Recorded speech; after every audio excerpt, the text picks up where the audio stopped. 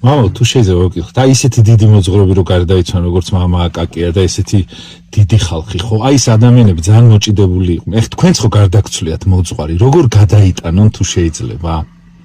ჩვენ უნდა ვიცოდეთ, რომ როცა ვეზიარებით, მოძღვრას კი არ ვეზიარებით ღმერთსა. ნუ გესვასწრებს მეთი, მაგრამ კარგი მოძღვარი ისვისაა საჭირო, რომ სწორად დაგარიგოს, სწორად გირჩიოს. ასევე არიან მოძღვრები, ახლა სქიარქიმანდიდი საბა ბერძენი გარდაიცვალა და მაგის ბევრისგან გამიგია, რომ მარტო ხელის დადებითაც ადამიანი განკურნებულა, მაგრამ წაიყვანა ღმერთმა და ეს იმას ანიშნავს, რომ ხა ვინც მაგის მრევლი იყო, ესე იგი იმედობაში ჩავარდნენ. ჩვენ უნდა ვიცოდეთ, რომ ყველაზე მეტი რასდება თუ ქრისტიანები ხართ, ერთი არის ნათლობა, მეორე არის აღსარება, ზიარება. წავიდა მამაკაკი, წავიდნენ წმინდა მამები.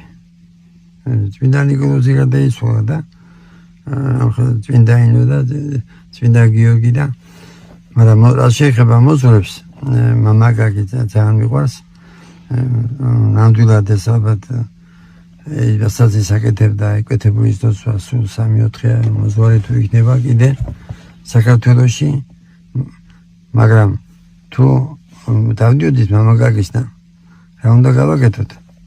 უნდა შევიყვაროთ ლოცვა, უნდა ვაეძულოთ თავი ლოცვაში, უნდა კვირაში ერთხელ აღსარებით ვიცხოვროთ, უნდა ვიცოდეთ, რომ სული წმინდება ყველაზე ძლიერი საშუალება არის აღსარების საიდუმლოება, ლოცვა, მარხვა და აღსარება და თუ მოძღვარი გვაკუთვნებს ზიარების საიდუმლოება. და გამოგვიჩენს მამა ღმერთი რამე გზას? ხშირად ვამბობ, ვადარებ ექიმს. გარდაიცვალა, რაცა უნდა ცნობილი ექიმი იყოს. ესე იგი პირველი იყოს, ესე იგი პირველი ექიმი იყოს და გარდაიცვალა და სხვა ექიმთან უნდა მიხვიდე. საშველი როგორ არსებობს, საშველი არის ღმერთში და იმას ქვია რწმენა. ჩვენ უნდა ვიცოდეთ, რომ აღსარება ზიარებით რა ხდება, ღმერთი შემოდის ჩვენში და ეს არ უნდა დავივიწყოთ, იმიტომ რომ სულ თქვია, რომ ეს მოძღვარი გარდამეცვალაო და მე ზოგი 3 წელია, ზოგი 5 წელია იურისხას დავყებოდი და იმდროს ერთი აღსარებით ადამიანები ზიარებოდნენ და თუმცა ზოგი 3 წელია მოძღვარი გარდაიცვალა, 5 წელია და მოძღვართან არ მისვლა და ესაა დიდი შეცდომა. უნდა ვიცოდეთ, რომ აღსარება ზიარებით ღმერთი კურნავს და არა მოძღვარი.